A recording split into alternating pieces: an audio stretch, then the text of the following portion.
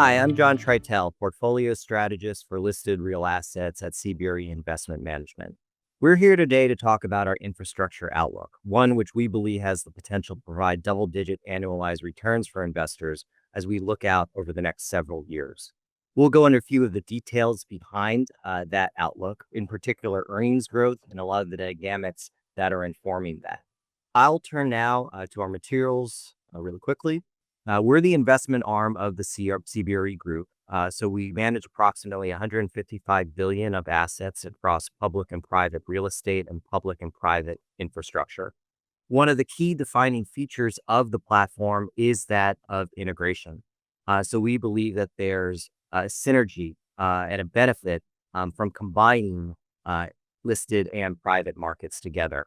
We very much see this with our infrastructure platform, which comprises approximately 15 billion of assets under management. You can see the key participants from a leadership perspective of those two distinct platforms. When we think about listed infrastructure in particular, we often see the private markets as the most concentrated buying power of listed infrastructure assets globally, with approximately 1.5 trillion of assets under management. So understanding what's going on from a deal flow perspective or understanding what's going on from a universe composition perspective is incredibly important.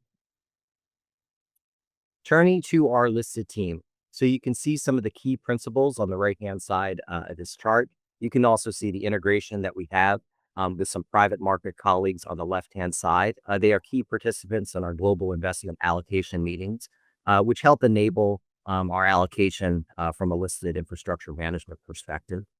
I think this is a great point to pause and introduce the other two key participants on our call today. Heinz Howard, who's a portfolio manager with strategy, and Sean Bones, who's one of our senior analysts. So Heinz, maybe I could turn it over to you first. You could talk a little bit about your background, your history with the firm, and what you cover from an infrastructure perspective. Sure. Thanks, John. So I've been on the listed infrastructure team here at CBRE for 13 years. And for about 10 years of those years now, I've been a portfolio manager. My direct responsibility is now for coordinating global research of the transportation and midstream sectors for our team of analysts. Prior to CBRE, I was heavily involved in the midstream sector, initially as an investment banker starting some 22 years ago. Great. Thanks, Heinz. Sean? Yes, my name is Sean Bones. I'm a senior analyst covering North American utilities for the listed infrastructure team. I joined CBRE 10 years ago out of undergrad. And so I came in, hit the ground running, covering utilities and, have developed a decade worth of knowledge since. Great. And one thing worth noting is Sean's a recent father as well. So congratulations, Sean. Yes, many sleepless nights. Thank you. You got it. All right. So we'll turn quickly to our outlook here. As I mentioned at the outset, we believe listed infrastructure offers the potential for double-digit annualized returns. And there's a few key building blocks behind this. We start out, of course, with income. The income yield for listed infrastructure has historically ranged between approximately 3.5% to 4% over the course of its lifespan. It's built on the back of some very strong companies from a leverage perspective, from a balance sheet perspective, and we have increasing visibility to dividend growth as we look out over the next several years. The next key building block is that of inflation. Obviously, inflation has been running above historic averages for the last several years. That's been additive to the above average infrastructure growth that we see when we forecast aggregate earnings. Specifically for listed infrastructure, there's often regulated or contracted mechanisms that capture that inflation, that pass it on to the end users of their assets. So that's been a quite nicely added there. The investment case, which is what we'll focus most on the call today, is approaching generational highs from an opportunity perspective. And so when you see that 3 to 4% of earnings growth, which is attributable to investment of retained earnings on existing assets, that's actually quite sizable today and additive. So all in, it's a very strong organic return. On top of that, there's potential for multiple expansion from discounted levels relative to both broad equities and private markets. And there's potential for outperformance from active management, which historically listed infrastructure managers have been able to deliver over the course of time. But let's just get into some of the details. So we mentioned the earnings growth is above average, but Heinz, maybe I could turn to you and we could talk about some of the details and themes behind that. So yeah, infrastructure companies own and operate capital intensive businesses. So beyond the steady increases in utilization, so just the general growth of demand for the assets, whether population increases and inflation increases, the things John talked about, the big driver of growth that we, really focus on in our investment process is how can infrastructure companies grow by investing capital? Because when they do invest capital, it's often at attractive, visible and regulated returns because of the scale and monopolistic nature of some of their assets. So we're in a period right now where there's broad-based demand growth across sectors for investment in infrastructure. And it's a lot of it has to do with energy, energy security, but also, investment in new sources of energy, whether it be renewables, clean energy, and then just general demand for digital transformation from electrification to data centers and power to support those data centers. So energy is a big thematic right now. And that requires massive investment in energy supply, but also upgrading existing infrastructure to support the new load growth that we see. Great. Yeah, I appreciate that. Because let's focus on power demand a little bit. And again, a lot of that is coming from generative AI. And when people think about generative AI, obviously hyperscalers, but they might automatically think about data centers first. But it's really more than just that. So maybe you could take us kind of along the journey of how that demand for power spreads across the infrastructure landscape. Yeah, sure. So infrastructure companies are going to be major beneficiaries today of an all of the above approach being undertaken to satisfy this growing demand for energy. So the world needs power for those data centers you talked about to support the development of AI, and the big technologies are really eager to pay for it. There's a speed to market component, so they're really willing to pay up to get access to power, and they're willing to support the community in providing that power. So in order to provide the power, though, infrastructure companies need to build new generation from all sources, including renewable, nuclear, and natural gas sources. And so they're benefiting from higher utilization on those existing assets today, given how quickly some of these technology companies are contracting for the existing power that exists today. But then they're also signing contracts and supporting future growth in power from power generation. And the combination of the near term uplift and the long term investment into attractive projects is leading to really unprecedented visibility into higher earnings across both the utility and midstream sectors that should extend well into the next decade. Yeah, I appreciate that. Sean, maybe I just like a quick data point for you. You have to think about like the degree of power demand that we expect over the next several years relative to that of power demand that we've seen historically. What sort of multiples are we talking about? Yeah, so in the past just couple decades, really, the US grid has seen flat to barely increasing power demand. And now with again driven by data centers and other large load customers, we're expected to see anywhere from 1 to 5% load growth, depending on what state or region in the country. We're seeing some specific utilities are even projecting close to double digit industrial load growth, which is, you know, unthinkable just a couple of years ago. So we've gone from pretty stagnant demand growth in the utility business where they could just grow their investments through more grid reliability capex, and now where utilities are growing capex through growth projects and demand due to this. Great. Thanks. I appreciate that. And so I guess expounding on that a little bit, Heinz, could you talk through this chart in particular? I mean, Sean's talked about the enhanced opportunity set from an investment perspective, but how is that translated to growth over time? Yeah, so you're seeing, the new growth being layered on top of the traditional growth. So both the growth rate of capital deployed and the growth rate of earnings are elevated today relative to history. So CapEx growth was in the low single digit range for years, and earnings growth was, reliably around 4 to 5% annually. And so with these new investment opportunities, we're seeing CapEx growth ramp into the high single digit range, and earnings growth is ramping into that range as well. And we expect it to continue to accelerate given the natural timing lag and the amount of capital deployed and then earnings growth, that comes, after that. Great. Well, thank you. Sean, maybe let's return to you for the next segment here. speaking about utility investment in detail. So please, anything you'd like to share? Yeah, so the North American utilities, they have an institute group called Edison Electric Institute, EEI, that has covered the sector's capex for a while now. And as you can see, the past decade and a half, the sector's capex is just increasing, and we do not expect that to slow down. And with the regulated nature of the utility business, they are allowed to earn a authorized return on equity based on the investments they put into their rate base. So the higher capex leads to higher rate base, leads to a growing earnings power for the sector.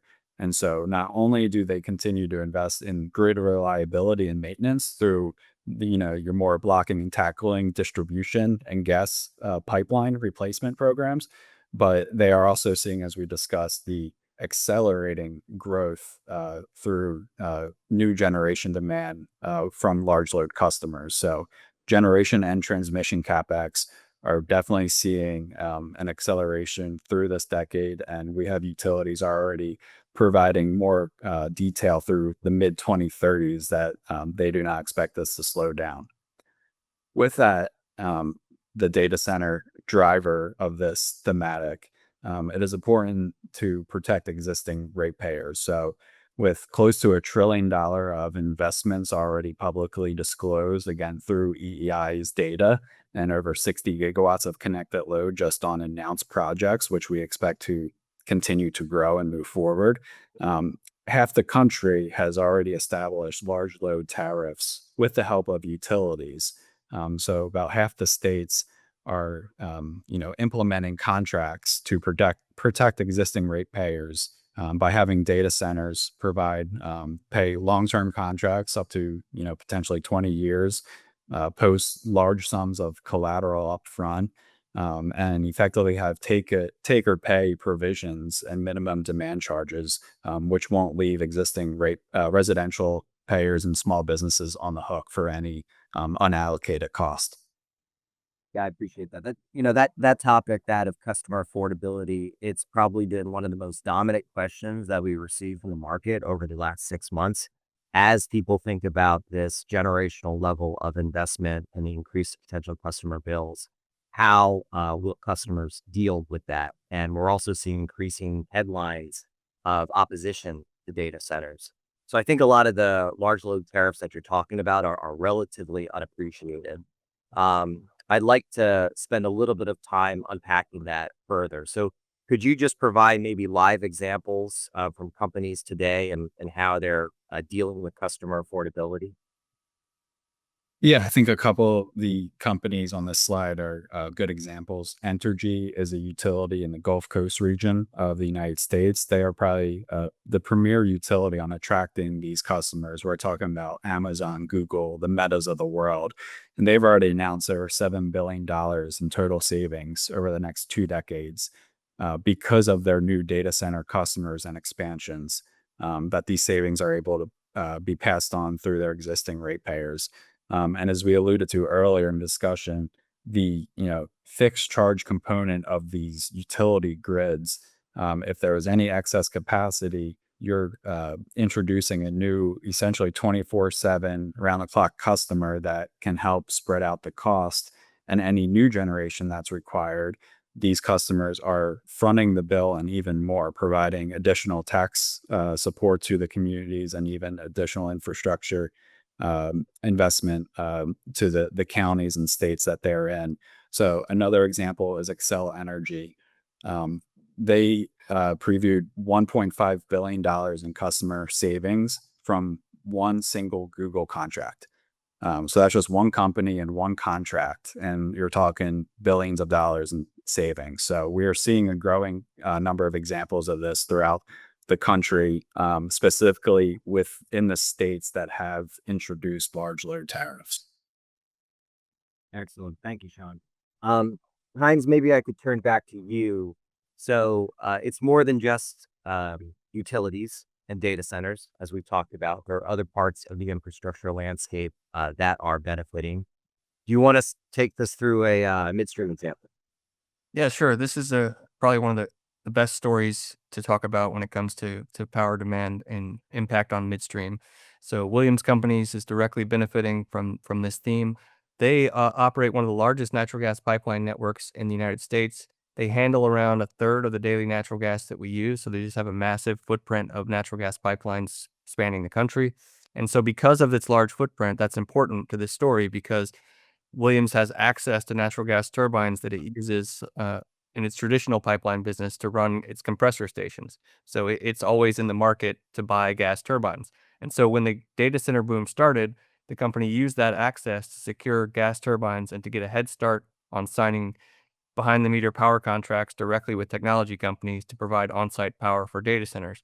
And technology companies are eager to get, who can get to the market the fastest with their power, so they can hook up the data centers faster. So they're willing to pay very attractive rates for these power contracts. And so Williams was able to put together a large backlog of pipeline, a large pipeline of projects, more than $8 billion worth of these behind the meter power projects. So that backlog, along with other growth across their natural gas pipeline business, has allowed Williams to announce guidance of 10% annual growth in EBITDA through 2030, which they actually increased to 11% with earnings this week. So that's what that makes Williams the fastest growing midstream company in the universe. And it's really because of their existing high quality asset base, combined with the management foresight into how to best use that asset base to create additional value for investors. How does that 10% compare to the historical growth that Williams was able to generate? Maybe like post shale boom, like 2014, that sort of thing. Yeah, a more stabilized growth rate. They are quite acquisitive, but I would say it's in the 6 to 8 range, which is on the high side already because they just have a really high quality footprint that's able to generate, ongoing, natural gas pipeline projects off the Transco system. So yeah, in the 6-ish% range. So this is a big step up for them. Yeah, great. And what are the sorts of returns that they can get behind, behind meter power plant projects? Yeah, so these projects are generating returns in the 5 times EBITDA range, which is very attractive relative to, more traditional midstream projects that, if you're deploying capital, it's usually around 8 times EBITDA would be a good number that companies would be happy to deploy capital at. So this is much more attractive than that. And, on top of that, Williams is benefiting, just generally they trade at 12 times EBITDA. So if they're able to deploy capital at 5 times EBITDA, they're generating, attractive returns for investors. Great, excellent.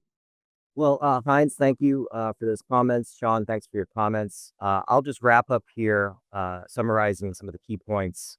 So, from a total potential opportunity perspective, we're incredibly optimistic on the listed infrastructure asset class. We see the potential for double-digit annualized returns over the next 5 years. I think now we understand some of the key components of that coming from the utility side with a generational increase in likely power demand, from the midstream side, from other parts of the portfolio. Again, if you have any questions, please reach out to me or please reach out to your CBRE IM representative. But Heinz, Sean, thanks very much for your time today. Really appreciate it. And good luck with all of your efforts in listed infrastructure.